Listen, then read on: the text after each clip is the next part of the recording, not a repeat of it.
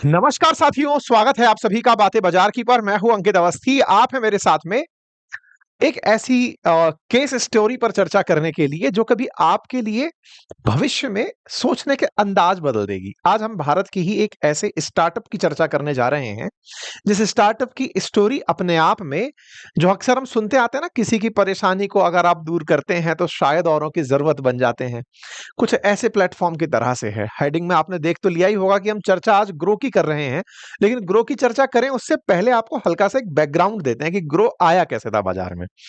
Once upon ए time जब हम बात करते हैं ना कि भारत के अंदर शेयर के अंदर खरीदारी करनी हो, बेचान करना हो, तो कैसे करें? तो जैसे सब्जी के लिए सब्जी मंडी होती है, ऐसे शेयर के लिए शेयर बाजार होता है। शेयर बाजार हम सुनते हैं कि भाई बॉम्बे स्टॉक एक्सचेंज बॉम्बे में अंदर है, वहां पर दलाल बैठते थे तो दलाल स्ट्रीट कहलाई।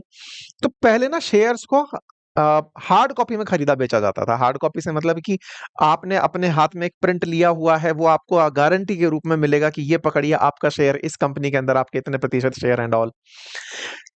शेयर का जो खरीद बेचान पहले होता था वो हार्ड कॉपी के रूप में होता था। बड़ी दिक्कत होती थी लोगों को कि भाई कैसे हम लोग शेयर को ट्रांसफर करें, कैसे लेके घूमें, फिर इतने दिन तक संभाल के कैसे रखें, मुंबई कौन जाएगा, कैसे सब चीजें आएंगी। तो बाजार भी बड़ा लिमिटेड था। समय बीतता गया, लोगों को जरूरत समझ में आने लगी कि अब जब डॉक्यूमेंट्स ऑनलाइन हो सकते हैं तो शेयर भी ऑनलाइन हो सकते हैं। बस यहीं से डीमैट अकाउंट, डीमैटरलाइज्ड जो है ना अकाउंट की शुरुआत होती है। शेयर्स को डीमैट में कन्वर्ट कर लिया जाता है, अर्थात उन्हें सॉफ्ट कॉपी में कन्वर्ट कर लिया जाता है। सॉफ्ट कॉपी में कन्वर्जन जैसे ही शुरू होता है, ये आइडिया आता है 1996 के अराउंड। धीरे धीरे इसके अंदर प्रोसेसिंग शुरू होती है। लगभग 2000-2002 के आसपास की बात आ जाती है जब धीरे धीरे पूरी तरह से शेयर्स को सॉफ्ट कॉपी में कन्वर्ट करना शुरू कर दिया जाता है। अर्थात अब कोई शेयर खरीदोगे तो आपको सॉफ्ट कॉपी में ही मिलेगा, अर्थात आप उसे निकाल के घूम नहीं सकते, आपके अकाउंट में डला होगा। अकाउंट में डला होगा तो यहां से एक अकाउंट बना जिसका नाम बना डीमैट अकाउंट। जब डीमैट अकाउंट बना, बोले साहब आप अपना शेयर इसी अकाउंट में रख सकते हैं। जैसे अपना पैसा अपन बैंक अकाउंट में रखते हैं, ऐसे शेयर के लिए एक अकाउंट बना डीमैट अकाउंट। बोले साहब सुरक्षित रहेगा कि नहीं इसके अंदर अकाउंट, मतलब शेयर सुरक्षित रहेगा कि नहीं? तो इसके लिए दो डिपॉजिटरी बना दी, एनएसडीएल और सीएसडीएल के नाम पे, कि सरकार गारंटी लेती है कि तुम्हारे जो ये शेयर हैं ये इन दो डिपॉजिटरी के अंदर सुरक्षित रहेंगे डीमैट के थ्रू अगर तुमने खरीद लिया तो। जैसे पैसा रखा तो पैसा तिजोरी में है ना, बिल्कुल वैसे ही शेयर के लिए एनएसडीएल और सीएसडीएल नाम से वो बना दिया, संस्था बना दी, और साथ में कहा कि इसको रेगुलेट करने के लिए सेबी बना देते हैं जो सब कुछ पे ध्यान रखती चलेगी। होता क्या साहब, अब कोई ना कोई तो फैसिलिटेटर बनेगा इस पूरी काम का। वर्ष 2002-3 के अंदर धीरे धीरे डीमैट अकाउंट की चर्चाएं होना शुरू हुई। इसी बीच में लोगों को ये समझ में आने लगा कि यार इस धंधे में अगर कोई डीमैट अकाउंट खुलवाने में मदद करना शुरू कर दे तो भी वो बड़ा मौका पकड़ ले जाएगा। धीरे धीरे मार्केट में कंपनियां आने लगी कि यार चलो डीमैट अकाउंट खुलवाने में मदद करते हैं। इसको आप ऐसे रिलेट कर सकते हो जैसे देश के अंदर जब देश के द्वारा यूपीआई लाया गया था, तो यूपीआई के थ्रू और तुरंत नोटबंदी का बीच में आ जाना, तो यूपीआई से फिर फोन पे, भारत पे, गूगल पे, ये सब बन करके आ गए। तो ऐसे ही देश में डीमैट अकाउंट खोले तो डीमैट अकाउंट के लिए कंपनियां भी तो आएंगी जो आपसे कहेंगे कि लाओ साहब हम ये काम कर देते हैं। अच्छा, डीमैट अकाउंट खुलवाने भर तक का काम होता तो ये छोटा काम लगता, लेकिन लोग उसके साथ तो दिन भर में खरीद बेचान करने लग गए। भाई अब तक तो क्या होता था कि आपने शेयर खरीद लिया, पता नहीं कब बेचोगे, कब लाओगे, डाक से आएगा जाएगा। अब तो आप दिन भर में बेचना शुरू कर दिए शेयर को, सुबह खरीद रहे हैं शाम को बेच रहे हैं, या फिर आप 2 दिन बाद बेच रहे हैं, या फिर आप लंबे दिन की डिलीवरी लेके बैठे हैं। तो शेयर की ट्रेडिंग में बड़ी तेजी आने लग गई। मतलब लोग शेयर्स के खरीद बेच को बहुत तेज करने लग गए। मतलब पहले तो शेयर की खरीद तेज हो गई, फिर खरीदने के बाद बेचना बहुत आसान हो गया। बहुत आसान हो गया, कुछ लोग तो बिना शेयर खरीदे ही उसके फ्यूचर एंड ऑप्शंस खरीदने लग गए कि शेयर को पटके रखो, हम तो भविष्य मान के चलते हैं इसका यहां तक जाएगा, उसको खरीदना बेचना शुरू कर दिया। कुल मिलाकर के जैसे ही डीमैट अकाउंट बना उसके बाद में तमाम प्रकार के अन्य ऑप्शंस शुरू होने लग गए। अब आप सोचकर देखें, कंपनी है जिसका शेयर है ना, जैसे मान लीजिए एक्स वाई जेड नाम की कोई कंपनी है, उसका शेयर आप खरीद रहे हैं, खरीदने के लिए पैसा आप खर्च कर रहे हैं, लेकिन बीच में एक इंटरफेस बना हुआ है जिसका काम यही है कि आपको वो फैसिलिटेट करे इस पूरे काम के लिए। आपको दिन भर खरीदना बेचना है, आपको महीने भर में खरीदना बेचना है, आपको खरीद के अपने पास रखना है, इसके लिए वो फैसिलिटेट करे। यही काम करने के नाम पर एक ऐप बनता है जिसका नाम होता है ग्रो। आज चर्चा कर रहे हैं हम उस ऐप की जो कि सेबी रेगुलेटेड डीमैट अकाउंट खुलवाने के लिए या फिर म्यूचुअल फंड्स को बिकवाने के लिए एक प्लेटफॉर्म बना था। आज वो खुद सेबी से इस बात की परमिशन लेकर आया है कि पहले हम कभी किसी और के शेयरों को बिकवाया करते थे, आज हम खुद एक इतनी बड़ी कंपनी बन गए हैं कि साहब हमारे शेयरों को बिकवाने की परमिशन दिलवा दीजिए। है इंटरेस्टिंग कहानी। बने किस लिए थे आप? दूसरों का शेयर बिकवाने के लिए एक कंपनी बने थे कि आइए दूसरे का शेयर आपके अकाउंट में रखा जाएगा। कहानी क्या बन रही है? सरकार ने इनको परमिशन दी है कि अब आप इतनी बड़ी कंपनी बन गए कि आपके शेयर भी कोई खरीद और बेच सकता है। नाम है इस कंपनी का ग्रो साथियों। 9 बिलियन की वैल्यूएशन का एक्सपेक्टेशन है। 88 रुपए का एक अगर हम डॉलर मान भी लें तो भाई साहब लगभग 70,000 करोड़ 75,000 करोड़ की वैल्यूएशन की कंपनी का भारत में आईपीओ आने की तैयारी हो रही है। और वो करने वाले ये 4 मित्र हैं जिन्होंने इस कारनामे को कर दिखाया है। एक मित्र जिनका जिनका दिमाग था उनका नाम है ललित केशरे, दूसरे हैं हर्ष जैन, तीसरे हैं नीरज सिंह, चौथे हैं ईशान बंसल। आप को-फाउंडर एंड सीईओ हैं, आप सीईओ हैं, आप सीटीओ हैं, आप सीएफओ हैं, सबने अपने-अपने काम बाँटे हुए हैं। इस कंपनी का नाम तो आपने अब तक सुना ही होगा अगर आप स्टॉक मार्केट से रिलेटेड रहे हैं। तो ऐसे में आज हम इस कंपनी के बारे में जानेंगे कि कैसे इस कंपनी का निर्माण हुआ, कैसे ये कंपनी वर्ष 2016 में स्थापित होती है, फिर धीरे-धीरे एफ एंड ओ के अंदर, म्यूचुअल फंड्स के अंदर, इक्विटी ट्रेडिंग के अंदर तरह-तरह से अपने काम को बढ़ाते हुए आज देश की लीडिंग कंपनी बन जाती है और इतनी बड़ी कंपनी बन जाती है कि इसका खुद का आईपीओ वैल्यूएशन एक्सपेक्ट की जा रही है कि लगभग 75,000 करोड़ के आसपास होगा। आज हम किस लिए ये सेशन कर रहे हैं? 2016 में कंपनी बनी, 2025 में आप खड़े हैं, 9 साल के अंदर 75,000 करोड़ की कंपनी। मतलब जो भी शेयर धारक थे, शेयर धारक मतलब जिन्होंने कंपनी बनाई या जो इन्वेस्टर्स थे, उन्होंने जिस भी आइडिया को पहले पोषित किया होगा, वो आइडिया आज 75,000 करोड़ का हो चुका है। बात तो ये है। ऐसे में इस कंपनी के अंदर आईपीओ जब आएगा, यानी कि इस कंपनी के अंदर हिस्सेदारी पाने के लिए असल में शेयर है क्या? शेयर का हिंदी अर्थ ही तो हिस्सा है। हिस्सा आने का तरीका क्या होता है? आईपीओ के थ्रू आता है। भाई मान लीजिए कि एक कंपनी ने कहा कि ये हमारा 100% हिस्सा है, हम पैसा चाहते हैं बाजार से। वैल्यूएशन बाजार में हमारा भाव तो 75,000 करोड़ है, हमें खुद पैसा चाहिए ताकि हम कंपनी के काम को बड़ा कर सकें। तो हम अपने इस हिस्से को 75,000 करोड़ का मानकर आपसे पैसे मांग रहे हैं कि आप इसमें से कुछ हिस्सा ले लो और हमारी वैल्यूएशन 75,000 करोड़ मान के, अगर आपको लगता है कि 1,000 करोड़वा हिस्सा आपका हो तो 75 रुपए में 1,000 करोड़वा हिस्सा ले जाओ। आसान भाषा में इसको ऐसे समझो, ठीक है? तो ऐसे करके कंपनी अपनी हिस्सेदारी को बेचकर जनता से कैश जुटाती है। अब इसको ऐसे आसान करते हैं। मान लीजिए आपके पास 100 बीघा जमीन है। 100 बीघा जमीन है। किसी ने कहा भाई साहब आपकी जमीन का 1 करोड़ रुपए बीघा भाव है। बोले अच्छा, तो टेक्निकली आपके पास 100 करोड़ रुपए की जमीन हुई। लेकिन पैसे अगर आपसे पूछे जाए तो कुछ नहीं है, मेरे पास तो जमीन है साहब 100 करोड़ रुपए की। तो आपको पैसे चाहिए तो आप क्या करोगे? बोले भाई साहब मेरी 1 बीघा जमीन ले लो, मुझे 100 को 10 करोड़ मतलब 1 करोड़ रुपए दे दो। तो 1 करोड़ रुपए लेकर के आपने अपनी उस जमीन की वैल्यूएशन के आधार पर ही तो पैसा लिया ना। एग्जैक्टली कंपनी भी ऐसे ही करती है। वैल्यूएशन 75,000 करोड़ है, इसका मतलब उनके जेब में 75,000 करोड़ नहीं है। जो माल बन चुका है उसकी मार्केट वैल्यू इतनी है, तो उन्हें अपना हिस्सा बेचकर पैसे लेने हैं। इसीलिए ये लोग क्या करते हैं? आईपीओ लेकर आते हैं। आईपीओ लेकर आते हैं तो बहुत सारे लोग उस चीज को खरीदने भागते हैं। क्यों खरीदने भागते हैं? कि यार भाई साहब जिसने 9 साल के अंदर 75,000 करोड़ का माल बना लिया, अगर इनके पास और पैसा हुआ तो ये तो और बड़ा माल बना लेंगे। तो ऐसे में मुझे इनका हिस्सा मिल जाए तो मेरा हिस्सा, अगर मैंने 1 करोड़ का बीघा खरीदा तो थोड़े दिन बाद हो सकता है 1.25 करोड़ का हो जाएगा।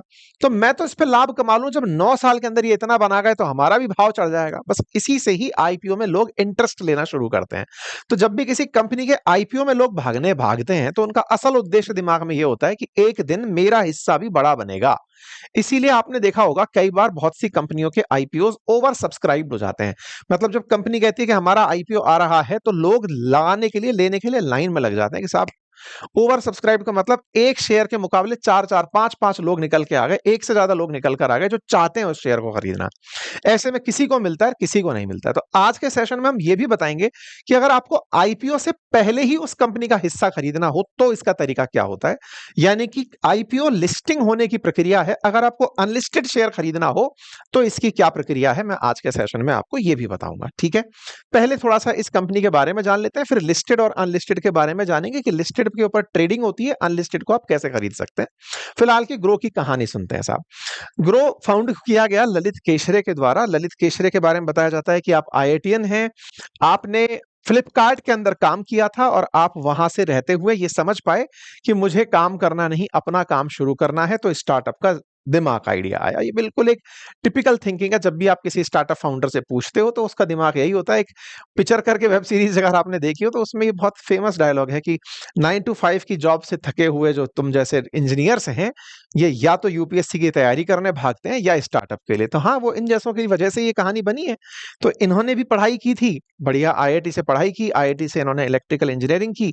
ये मध्य प्रदेश के खरगोन जिले के रहने वाले हैं और वहां से पढ़ाई करने के बाद में फिर इन्होंने फ्लिपकार्ट में नौकरी की। फ्लिपकार्ट के अंदर ये मार्केट प्लेस को संभालते थे, प्रोजेक्ट मैनेजर के पद पे थे। फिर रियलाइज हुआ कि यार नहीं हो पा रहा है ये, तो अब मैं अपना काम करूंगा। तो बस इसी के साथ में इन्होंने अपने काम की शुरुआत के लिए ये तरीका चुना। ठीक है, नाम है इनका Lalit Keshare, BTech MTech dual degree electric engineer, 2004 के अंदर साहब ये पढ़ करके निकले हुए हैं। ठीक है साहब, आप यहां से निकलते हैं 2016 के अंदर। आपने अपनी पढ़ाई पूरी करने के बाद में जब फ्लिपकार्ट के अंदर जॉब किया, उसके बाद में अपना ऐप बनाया ग्रो के नाम से। इन्होंने दिमाग लगाया कि हमारे देश के अंदर बैंक खाते तो बहुत सारे खुल गए, लेकिन लोग जो है ना वो इन्वेस्टमेंट बड़ी कम संख्या में करते हैं। और ये बात सच्चाई भी है। हमारे demat account versus bank account की बात की जाए तो डीमैट अकाउंट वाकई में बहुत कम है। लोग इन्वेस्टमेंट करने के नाम पर ऐसा डरते हैं ना कि अरे शेयर में इन्वेस्ट करते तो क्या ही हो जाएगा, और वही शेयर इस देश को चला रहे हैं। वही शेयर के नाम पर हम गौरवान्वित महसूस करते हैं कि हमारी इकोनॉमी इतनी बड़ी बन गई, इतने करोड़ की, इतने बिलियन डॉलर की, इतने ट्रिलियन डॉलर के हमारे मुनाफे हो गए, लेकिन खुद उसका हिस्सा बनने से डरते हैं। इनके दिमाग में आया कि ये अपॉर्चुनिटी है, बस इसी से इन्होंने अपना काम शुरू कर दिया। साथ लिए अपने और दोस्तों को, हर्ष को, नीरज को, ईशान को। एक को फाइनेंस की जिम्मेदारी दी, एक को टेक्नोलॉजी की जिम्मेदारी दी और एक को ऑपरेशंस की। भैया मिलकर के काम करेंगे।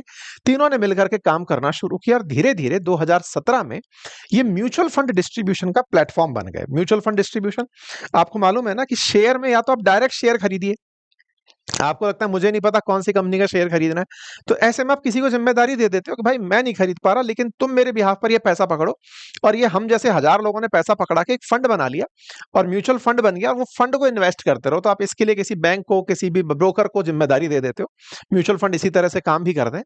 तो आपने म्यूचुअल फंड का एक प्लेटफॉर्म बनने का काम किया, डिस्ट्रीब्यूशन प्लेटफॉर्म बनकर। समझदारी ये की कि इन्होंने कस्टमर से कहा कि तुमसे हम बिल्कुल ब्रोकरेज नहीं लेंगे, कंपनी से हम कट मांगेंगे। भाई तुमसे अगर कमीशन लेंगे तो तुम किसी और प्लेटफॉर्म पे भाग जाओगे। तो इन्होंने कस्टमर से पैसा लेना बंद करके कंपनी से हिस्सा मांगना शुरू किया और धीरे धीरे ये देश के अंदर म्यूचुअल फंड डिस्ट्रीब्यूशन के क्षेत्र में बहुत बड़ी कंपनी बनकर आ गए। तो इनकी एक मतलब स्टार्टिंग जर्नी देखो तो शुरुआत 2017 में म्यूचुअल फंड डिस्ट्रीब्यूशन बिजनेस से हुई। और फिर जब 2017 में इन्होंने म्यूचुअल फंड पकड़ लिया, तो असल में म्यूचुअल फंड क्या है कि मैं शेयर नहीं खरीद सकता, तो फिर मैंने ज्यादा शेयर के लिए, या फिर कहीं कम पैसा है तो मैंने ज्यादा लोगों के साथ मिलकर के फंड खरीद लिए। लेकिन अगर मैं इंडिविजुअलाइज शेयर खरीदना चाहता हूं तो अल्टीमेटली मुझे कहां आना पड़ेगा, डीमैट पर आना पड़ेगा। इसके लिए क्या करना है, ब्रोकेज का काम करना है। तो इन्होंने भी ब्रोकेज का काम पकड़ा। ब्रोकेज का काम पकड़ा कि यार अपने अकाउंट में लोगों ने इतने शेयर खरीद के रखे हुए हैं, डीमैट अकाउंट खुल गया, डीमैट अकाउंट में पैसे रखे हुए हैं, तो लोगों को कहते हैं ना कि ये इसको खरीदें और बेचें। यहीं से फ्यूचर एंड ऑप्शन शुरू हो गया। फ्यूचर एंड ऑप्शन है क्या कि आपके पास स्टॉक है तो बढ़िया, नहीं है तो आप तो फ्यूचर एंड ऑप्शन में खेलते जाइए। लो फ्यूचर एंड ऑप्शन में, फ्यूचर एंड ऑप्शन देश के अंदर बूम कर रहा था, कोरोना का काल था, बढ़िया से साहब 2021 में इनका काम पकड़ गया बढ़िया से। इसके बाद में ये प्रॉफिटेबल पहली बार निकल कर आते हैं 2022 में, क्योंकि इस समय देश ने जबरदस्त स्टॉक मार्केट को उठते हुए देखा। फिर इन्होंने अपनी ही एएमसी लॉन्च कर दी, फिर यूपीआई पेमेंट सिस्टम इन्होंने अपना लॉन्च कर दिया। ब्रोकिंग बिजनेस में ये देश के अंदर नंबर 1 बन गए 2023 में एक्टिव क्लाइंट के लिए फॉर नेशनल स्टॉक एक्सचेंज। आपको पता होगा एफएनओ में नेशनल स्टॉक एक्सचेंज पर ही सबसे ज्यादा ब्रोकेज होती है, मतलब सबसे ज्यादा ट्रेडिंग होती है, और ऐसे में ये वहां पर नंबर 1 बन करके आ जाते हैं।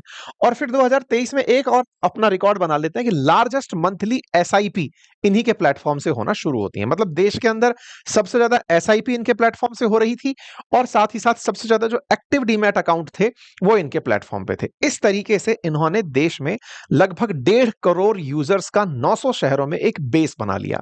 ये काम जब हो रहा था तो इसके लिए पैसे की भी जरूरत थी। पैसा दिया इन्हें रिबिट कैपिटल ने, सिकोया ने, वाई कॉम्बिनेटर ने, टाइगर ग्लोबल ने, आइकॉनिक्स ने, सत्या नडेला ने। ये तमाम प्रकार के वर्ल्ड क्लास इन्वेस्टर्स थे जो इन्हें फंड दिए जा रहे थे। फंड जब देंगे तो उसके बदले में ये हिस्सा भी लेंगे। तो हिस्सा भी लिया इन लोगों ने और इनके साथ में हिस्सेदारी, जो मैं अभी थोड़ी देर में आपको दिखाऊंगा कि इतना परसेंट हिस्सा इनका, इतना परसेंट हिस्सा, इस तरीके से ये लोग फंड लेते चले गए। जब हम बात करते हैं इनके पास कस्टमर ग्रोथ की, तो आप कस्टमर ग्रोथ अगर देखें तो यहां पर इनका कस्टमर ग्रोथ लगातार बढ़ता चला जा रहा है। मतलब 2023 तक पहुंचते पहुंचते इन्होंने जीरोधा को पीछे छोड़ दिया। जीरोधा पहले जिस समय ये शुरू कर रहे थे तब ऊंचा चल रहा था, लेकिन ये 2023 के दिसंबर तक पहुंचते पहुंचते मार्केट में टॉप लीडर बनकर आ गए। 2025 की अप्रैल की एक न्यूज कटिंग है फोर्ब्स की कि भारत के अंदर जो टॉप स्टॉक ब्रोकर्स थे उसमें 13.2 मिलियन एक्टिव सब्सक्राइबर्स के साथ ये देश की नंबर 1 प्राइवेट कंपनी बनकर के आ जाती है। जीरो ग्रो, फिर जीरोधा, फिर एंजल, इस तरीके से ये नंबर 1 पर खड़ी होकर के आ जाती है साहब। आप अगर ओवरऑल मार्केट शेयर की बात करते हैं, आज मार्च 2024 का यहां रेफरेंस लगा है, तो ग्रो कंपनी जो है वो 23.40% मार्केट शेयर लेकर चल रही है, ईयर ऑन ईयर बेसिस पर 695 अंकों की बढ़त के साथ। इस तरह का काम करके क्या पैसा भी कमा रहे थे? बिल्कुल। इनका प्रॉफिट में 308% की बढ़ोतरी की न्यूज अक्टूबर 2024 में, एक साल पहले आती है, जब इन्होंने रेवेन्यू में 2900 करोड़ रुपए का रेवेन्यू फाइनेंशियल ईयर 2024 में किया। 2025 की अगर बात करते हैं तो 4056 करोड़ रुपए का इनका रेवेन्यू दर्ज किया, यानी कि कंपनी पैसे भी कमाती जा रही थी। इस तरह की ग्रोथ देख करके वैल्यूएशन का मार्केट बढ़ता चला जाता है कि साहब आप काम क्या करते हो? तो बोले भाई हम तो वही अकाउंट खुलवाते हैं, ट्रेड करवाते हैं, म्यूचुअल फंड्स बेचते हैं। इस तरह से इन्होंने अपना धंधा इतना बड़ा बना लिया। इसी कारण से इनके साथ इतने बड़े फाउंडर्स, इन्वेस्टर्स लोग जुड़ते चले गए। तो ये इनके पास में जुड़े हुए सारे इन्वेस्टर्स का परसेंटेज शेयर है। जिसने एक कंपनी शुरू की उसके पास अब 9.13% शेयर है। यहां पर आप देख सकते हैं। इसके साथ में हर्ष जैन, नीरज सिंह और ईशान बंसल सबके अपने अपने शेयर परसेंटेज है। लगभग 25 से 27% के आसपास फाउंडर्स के पास में है। बाकी कंपनी के जो शेयर्स हैं वो इन्वेस्टर्स के पास में है जिन्होंने इन्वेस्ट किया। असल मायने में जब आईपीओ आता है तो ये सभी लोग अपना पहले डिसाइड करते हैं कि हम कितना कितना परसेंट हिस्सा पब्लिक के साथ साझा करेंगे। जिसे जिसे पैसे चाहिए, कैश चाहिए, वो अपना हिस्सा शेयर मार्केट में छोड़ेगा और उसके बदले में वो शेयर लेकर के आउट हो जाएगा। तो पहले कंपनी डिसाइड कर लेगी कि हमें कितना परसेंट शेयर पब्लिक में लेकर जाना है, ठीक है। ऐसे में क्या होता है, जब इनका शेयर बाजार में आना हो रहा होता है उसी समय पर कुछ कंपनी, मतलब जैसे ये खुद ही लोग कि यार आईपीओ में जाएंगे, आईपीओ के अंदर जाकर के हमें अल्टीमेटली पैसा लेना है, ट्रेडिंग में पहुंचना है, उससे पहले ही अगर फंड चाहिए तो ये अनलिस्टेड फॉर्म के अंदर आ जाते हैं। अनलिस्टेड का मतलब आईपीओ आने से पहले ही अपना शेयर बेचना शुरू कर देते हैं। वो कैसे होता है? हो सकता है इनमें से कोई एक पार्टनर ऐसा हो जिसने बाजार में अपने शेयर बेचना शुरू कर दिया कि भाई मेरे को लिस्टिंग में जाने से पहले ही पैसा अगर चाहिए तो आप चाहो तो ले लो। तो सेबी की परमिशन से ये अनलिस्टेड शेयर भी बेचना शुरू कर देते हैं। बाजार में इनकी जो वैल्यूएशन की न्यूज चल रही है, सितंबर 15 में $9 बिलियन की वैल्यूएशन इनकी आंकी गई। ऐसे में अनलिस्टेड शेयर्स के अंदर खरीद फरोख्त की बात निकल कर आती है। अब मैं आपको थोड़ा सा लिस्टेड वर्सेस अनलिस्टेड की बात बता देता हूं। देखो, कंपनी जब आईपीओ कर लेती है और उसके बाद स्टॉक मार्केट में जब बिकने लगते हैं उसके शेयर, तो वो लिस्टेड कंपनी कहलाती है। उससे पहले वो जो कंपनी है वो अनलिस्टेड कहलाती है। डीलिस्टेड कंपनी वो होती है जिनका शेयर पहले तो स्टॉक मार्केट में लिस्ट था लेकिन हटा दिया गया। और रियल एस्टेट वो कहलाती हैं जिनका हटा दिया गया था लेकिन वापस से लिस्ट कर दिया गया। हमारा मकसद इन दो से ही रहता है। लिस्टेड का मतलब है जिनमें ट्रेड हो रहा है, जिनके शेयर्स बिक रहे हैं, जिनके शेयर्स को डीमैट में रख रहे हो। और अनलिस्टेड का मतलब है जिनका बाजार में अभी एंट्री नहीं हुई है, उससे पहले ही लोग कच्चे में माल खरीद के ले जा रहे हैं। ये बिल्कुल ऐसे समझिए जैसे आप में से बहुत सारे लोगों ने कभी देखा होगा ना कि कई सोसाइटी में प्लॉट कटते हैं तो वो बोलता है सर जिस दिन लॉन्च होंगे, लॉन्च के बाद इसकी 10% कीमत बढ़ जाएगी, प्री लॉन्चिंग ऑफर है, अगर आप चाहो तो ले लो। सोसाइटी के अंदर प्लॉट खुले हुए हैं, आप चाहे तो ले लो। इस तरह के कुछ ऑफर्स रखते हैं ना ताकि लोगों के अंदर डिमांड बनती रहे, माहौल बनता रहे। जिस दिन लॉन्चिंग हो उस दिन बोले साहब 45% तो बिक चुका है माल, अब बताओ क्या चाहिए, इस तरह से, ठीक है। तो ग्रो नाम की जो कंपनी है, इसका अगर आप अनलिस्टेड शेयर लेना चाहते हैं तो मैंने आपके सामने एक ऑप्शन रखा है जिसका लिंक आपको कमेंट और डिस्क्रिप्शन में मिल जाएगा।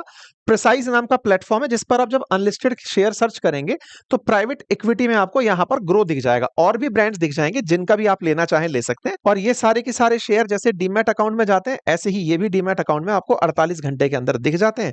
और सुरक्षा के नाम पर सीडीएसएल और एनएसडीएल इनकी शेयर्स की सुरक्षा कर रही होती है। और रही बात इसकी कि सर अगर आईपीओ नहीं आया तो क्या होगा, तो ये जो प्लेटफॉर्म है ये इन शेयर्स को आपको बिकवाने में अपने एजेंट्स के माध्यम से मदद भी करते हैं। ठीक है, तो कुल मिलाकर के ये अपने आप में आपके लिए आईपीओ से पहले शेयर खरीदने का एक ऑप्शन है।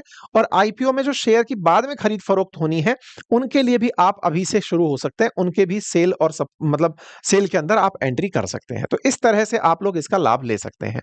अब सवाल दिमाग में चल रहा होता है कि सर अगर आईपीओ नहीं ही आया तो क्या होगा, तो मैंने जैसा कहा कि आप अपने लिए एग्जिट यहां से ले सकते हैं, और एग्जिट लेने के लिए ये लोग आपको सपोर्ट कर रहे होते हैं। ठीक है, तो अब ग्रो की स्टोरी को हम किस तरह से लेकर चलें कि क्या वाकई में ग्रो में हम अपनी ग्रोथ देख सकते हैं। देखिए, भारत के अंदर एक सिंपल सी लाइन जिसको आप बहुत अच्छे से समझ सकते हैं वो ये कि जितनी विकसित अर्थव्यवस्थाएं होती हैं, जिस तरह से हमारे देश ने तरक्की करते करते आज बैंक अकाउंट सबने लगभग खुलवा लिए हैं, हम ऐसा मानकर चलते हैं, जनधन आधार मोबाइल तो है ही। तो ऐसे में अकाउंट सबके पास है। एक दिन एक विकसित अर्थव्यवस्था जो होती है उसमें मैक्सिमम लोग अपने पास में डीमैट अकाउंट रखते हैं, क्योंकि वो ट्रेड में हिस्सेदार होते हैं, वो कम देश के निर्माण में हिस्सेदार होते हैं, वो अपनी समझ से हिस्से लेके चल रहे होते हैं। इस देश में अभी 140 करोड़ की आबादी और डीमैट अकाउंट अभी 10% भी नहीं है। ऐसे में संख्याएं इनकी बढ़नी है, तो बाजार इसका बड़ा होगा, मुनाफे कैसे होंगे, कंपटीशन कितना बड़ा होगा, ये चैलेंजेस हो सकते हैं, रेगुलेशंस क्या होंगे, किस तरह से एग्जीक्यूट होंगे, लेकिन बाजार बड़ा होगा। बाजार बड़ा होगा तो रेवेन्यू तो ग्रो होगा ही। बाकी ये आपकी अपनी रिसर्च है कि आप इसको अपने लिए किस तरह से सोचते हैं। ठीक है, मैं उम्मीद करता हूं कि आपको जरूरी जानकारी अवश्य समझने में आई होगी। बाकी आपके लिए लिंक मैंने कमेंट बॉक्स में पिन कर दिया है। लास्ट में एक ही लाइन कहूंगा, आप अपनी रिसर्च अवश्य करें। मेरा काम आपको रिकमेंड करना नहीं है, मैं आपको यह सलाह दे सकता हूं कि इस तरह के ऑप्शंस उपलब्ध हैं, लेकिन आप इन्हीं को फॉलो करें, यह आपका अपना विवेक होना चाहिए। Thank you so much.